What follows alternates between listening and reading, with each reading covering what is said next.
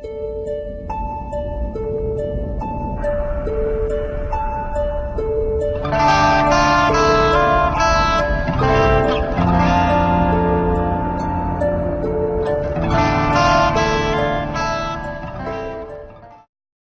1945, the U.S. was embroiled in the Pacific Theater of World War II, hoping to win its war with Japan. However, the Japanese philosophy of fighting to the last man and never resorting to surrender worried America. To make a statement, America had to move fast and they had to make a decision. And they did. On August 6, 1945, Hiroshima of Japan was bombed by a weapon unlike any encountered in the world, the atomic bomb. The bomb's name was Little Boy, and like any boy, it had to develop, it had to grow, it had to be born, and it had to be explored in the Manhattan Project. We start the story in the 1920s and 30s. Scientists such as James Chadwick and Enrico Fermi had been studying the possibilities of splitting the nucleus of the uranium atom, possibilities that could release tremendous amounts of energy. Soon, in 1939, suspicions arose that the Nazis were trying to make an atomic bomb of their own. Even Einstein came into the picture as he implored current President Roosevelt to acknowledge the situation. In a letter written to Roosevelt on August 2, 1939, he states that, "In the course of the last 4 months, it has been made probable through the work of Joliot of France as well as Fermi and Szilard in America that it may become possible to set up a nuclear chain reaction in a large mass of uranium, by which vast amounts of power and large quantities of new radium-like elements would be generated. Now it appears almost certain that this could be achieved in the immediate future. This new phenomenon would also lead to the construction of bombs, and it is conceivable, though much less certain, that extremely powerful bombs of a new type may thus be constructed." Eventually, Roosevelt established the Advisory Committee on Uranium, which met for the first time on October 21, 1939, only 2 months after Einstein's letter. While early results were limited, soon about 20 universities were involved. One of those universities was the University of Chicago and its metallurgical laboratory, otherwise known as the Met Lab. Headed by scientists Enrico Fermi and Arthur H. Compton, 2 of the most important steps in the Manhattan Project occurred here. First, the discovery of plutonium-239, a likely candidate to use for the bombs. Second, and even more importantly, it created the first sustainable fission chain reaction in uranium on December 2, 1942. The reactor they operated, CP1, was astonishingly built underneath the grandstands of the abandoned Stagg Field, but nevertheless was a huge step for the country's project. Soon, research was transferred to Los Alamos, New Mexico, although the previous universities still had a hand to play in the Manhattan Project's future. And in 1942, U.S. Army General Leslie Groves assumed total power over the project, with scientists such as Oppenheimer coming into the fray. Not long after, in July of 1945, the first successful detonation of an atomic weapon occurred in Alamogordo, New Mexico. With newfound power in hand, the U.S. wasted no time in demonstrating it, establishing themselves as a true world power. But the question today is not how successful or impactful the bomb was internationally, but domestically. Why? Because, no matter the power, the Manhattan Project has always had a shroud of darkness around it, setting forth the question, to what extent did the Manhattan Project inspire fear and division? First and foremost, despite all of the power from the Manhattan Project, the U.S. was not able to escape an underlying sense of suspicion of the other side. In a questioning by the Senate Atomic Energy Committee on November 28, 1945, Leslie Groves states that he would recommend the manufacture of explosives be continued until sufficient bombs were made. In an interview, Groves effectively depicts his longing for power. And he said, he wanted this project to be turned over to the scientists.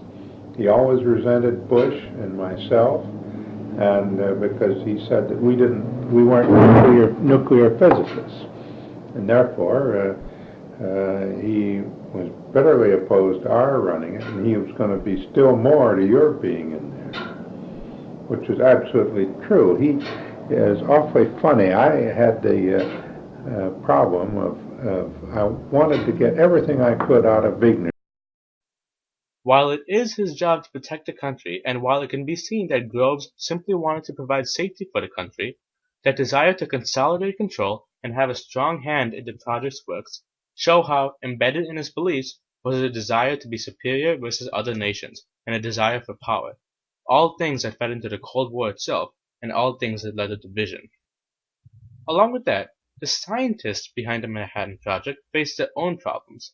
They resented their involvement in the project as they were pushed to military standards, and they resented the fact that Groves himself didn't understand the scientists' morals and values. Enrico Fermi reflects these feelings as he describes his view on the hydrogen bomb. Such a weapon goes far beyond any military objective and enters the range of very great natural catastrophes. Similarly, J. Robert Oppenheimer, a chief scientist for the Manhattan Project, explains these feelings. Scientists like to be called in and asked to advise on how to make the Voice of America a better thing. They like to be called in and asked for their counsel. Everybody likes to be treated as though he knew something. I suppose that when the government behaves badly in a field you're working close to, when decisions that look cowardly or vindictive or short-sighted or mean are made, and that's very close to your area, then you get discouraged, and you may recite George Herbert's poem, I Will Abroad, but I think that's human rather than scientific. Through this medium, it's clear that scientists were apprehensive of the effects and uses of the Manhattan Project, regretting the ethical concerns and resentment they fear will come upon them. The resentment extended to scientists at other universities, such as the Met Lab, as scientists Jeffries and James Franck warned the U.S. of the dangers of atomic warfare. At the end of World War II, they went as far as establishing the Bulletin of the Atomic Scientists to influence atomic policy. One of their more prominent roles is their position in the battle between Oppenheimer and the government. The government had accused Oppenheimer of being unpatriotic for his voice against developing the H-bomb, but in one of their editorials on April 20, 1954, the Bulletin simply denoted that view as contrary to both decency and common sense, a feeling not lost on several more scientists. Obviously, the scientists faced both inner and external turmoil in their part of the Manhattan Project, contributing to the division the project created. But the crux of the division occurred in the relationships between scientists and government. Take the argument between Oppenheimer and government over the H-bomb, for example.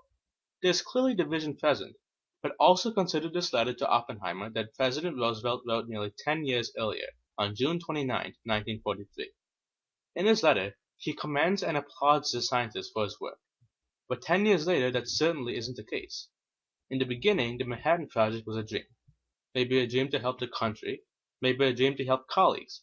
But over the course of the Manhattan Project, over the course of those 10 years, for example, division had set roots between scientists and government. Division that must not be overlooked, and division that even extended to the common man. To explain this, we'll follow the journey of one man, Philip J. Close. Close was a legal officer for the Manhattan Project, and in a letter he wrote on August 9, 1945, he details his experience at Nagasaki and his involvement, describing how Nagasaki has this morning disappeared from the map, and that he was tired and unhappy and uncomfortable, with no pride in having participated in the bombing. When he came home, he began drinking heavily and died in 1963. A decorated life and important position Philip J. Close had, but a marked and smeared life as well. By the simple act of witnessing and being involved in the bomb, Close experienced a deep sense of turmoil, showing how, as a result of the Manhattan Project, horrors unlike any other arose, contributing to the division and sense of guilt that people would have had. In the end, the question of how much division the Manhattan Project provided is clear, and the answer is clearer. What started off as a journey to help the world inspired suspicion, resentment, and guilt, and as the country moves forward into the realm of nuclear energy, it is clear that those issues must be addressed. With the Atomic Energy Act, which established the Atomic Energy Commission, and the 1963 Clean Air Act, we've already started. But one thing is clear. The Manhattan Project was immensely important, and as the first bomb was detonated in Alamogordo, New Mexico, a medley of emotions and feelings was released into the air, and it is our job to corral and understand just what they mean for us and the future.